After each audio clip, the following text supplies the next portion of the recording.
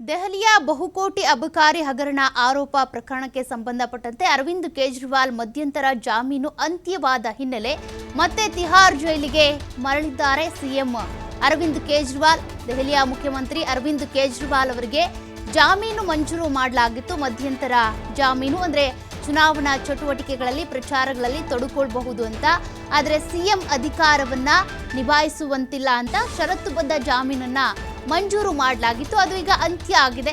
ಹಾಗಾಗಿ ಅವರು ಈಗ ತಿಹಾರ್ ಜೈಲಿಗೆ ತೆರಳಿದ್ದಾರೆ.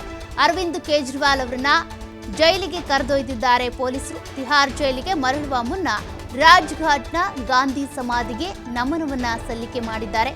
ನಂತರ ಹನುಮಾನ್ ಮಂದಿರದಲ್ಲಿ ಪೂಜೆಯನ್ನ ಕೂಡ ಸಲ್ಲಿಸಿ ಆಪ್ ಮುಖ್ಯಸ್ಥ ತಿಹಾರ್ ಜೈಲಿಗೆ ಮರಳಿದ್ದಾರೆ. ತಿಹಾರ್ ಜೈಲಿಗೆ ಸಿಎಂ ಅರವಿಂದ್ ಕೇಜ್ರಿವಾಲ್ ಅವರನ್ನ ಪೊಲೀಸರು ಕರ್ಕೊಂಡು ಹೋಗಿದ್ದಾರೆ.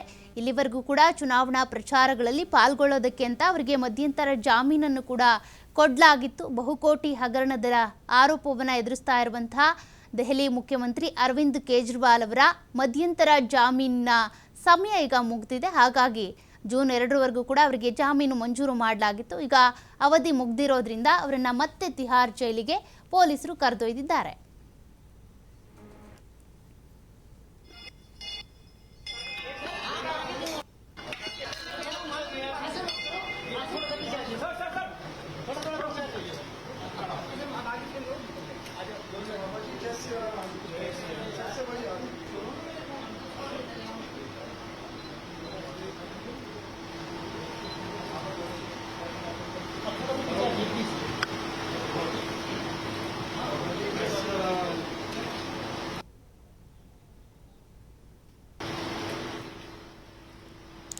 ದೆಹಲಿ ಅಬಕಾರಿ ನೀತಿ ಹಗರಣಕ್ಕೆ ಸಂಬಂಧಿಸಿದಂತೆ ಅಕ್ರಮ ಹಣ ವರ್ಗಾವಣೆ ಆಗಿದೆ ಅನ್ನುವಂತಹ ಪ್ರಕರಣದಲ್ಲಿ ಜೈಲಿಗೆ ಹೋದಂತಹ ಸಿಎಂ ಅರವಿಂದ್ ಕೇಜ್ರಿವಾಲ್ ಅವರಿಗೆ ಮಧ್ಯಂತರ ಜಾಮೀನು ಕೊಡಲಾಗಿತ್ತು.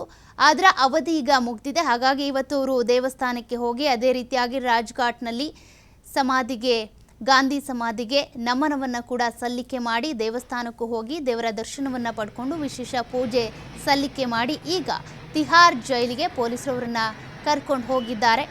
ಬಹುಕೋಟಿ ಹಗರಣದಲ್ಲಿ ಒಂದಷ್ಟು ಆರೋಪವನ್ನು ಎದುರಿಸ್ತಾ ಇರುವಂತಹ ಅರವಿಂದ್ ಕೇಜ್ರಿವಾಲ್ ಅವರಿಗೆ ಕೊಟ್ಟಂತಹ ಜಾಮೀನು ಏನಿದೆ, ಮಧ್ಯಂತರ ಜಾಮೀನಿನ ಅವಧಿ ಈಗ ಮುಗಿದು ಹೋಗಿದೆ. ಅವರಿಗೆ ಲೋಕಸಭಾ ಚುನಾವಣೆ ಪ್ರಕ್ರಿಯೆಯಲ್ಲಿ ಭಾಗವಹಿಸಬಹುದು, ಚುನಾವಣಾ ಪ್ರಚಾರಗಳಲ್ಲಿ ರ್ಯಾಲಿಗಳಲ್ಲಿ ಭಾಗಿಯಾಗಬಹುದು. ಆದರೆ ಸಿಎಂ ಅಧಿಕಾರವನ್ನು ಚಲಾಯಿಸುವಂತಿಲ್ಲ, ಸಿಎಂ ಆಗಿ ಯಾವುದೇ ರೀತಿಯ ನಿರ್ಧಾರಗಳನ್ನು ಕೈಗೊಳ್ಳುವಂತಿಲ್ಲ ಅಂತ ಒಂದಷ್ಟು ಷರತ್ತುಗಳನ್ನು ವಿಧಿಸಿ ಷರತ್ತುಬದ್ಧ ಜಾಮೀನನ್ನು ಕೊಡಲಾಗಿತ್ತು. ಆ ಜಾಮೀನು ಮಧ್ಯಂತರ ಜಾಮೀನಿನ ಅವಧಿ ಈಗ ಮುಗ್ದಿರೋದ್ರಿಂದ 21 ದಿನಗಳ ಕಾಲ ಲೋಕಸಭಾ ಚುನಾವಣೆಯಲ್ಲಿ ಪ್ರಚಾರವನ್ನು ಕೂಡ ಮಾಡಿದ್ರು, ಅವಕಾಶವನ್ನು ಮಾಡಿಕೊಡಲಾಗಿತ್ತು. ಸುಪ್ರೀಂ ಕೋರ್ಟ್ಗೆ ಕೇಜ್ರಿವಾಲ್ ಈಗಾಗಲೇ ಧನ್ಯವಾದವನ್ನು ಕೂಡ ತಿಳಿಸಿದ್ದಾರೆ. ಈ ಮೂಲಕ ಈಗ ಅವರು ಮತ್ತೆ ತಿಹಾರ್ ಜೈಲಿಗೆ ತೆರಳ್ತಾ ಇದ್ದಾರೆ.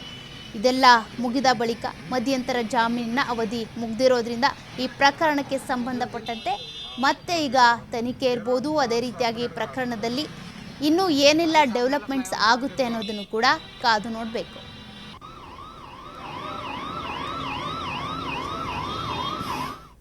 पहले तो हम सुप्रीम कोर्ट का धन्यवाद करते हैं।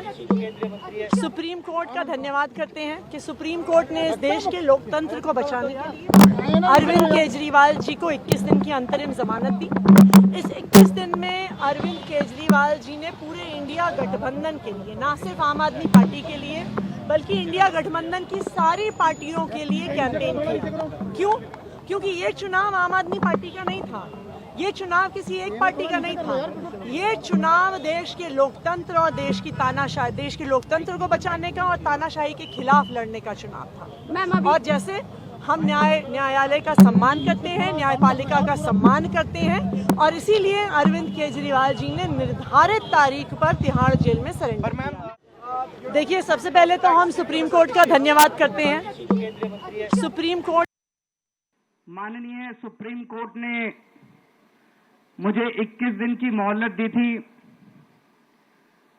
मैं तहे दिल से सुप्रीम कोर्ट का शुक्रिया अदा करना चाहता हूं, बहुत बहुत। उन्होंने चुनाव प्रचार करने के लिए मुझे ये मोहलत दी थी।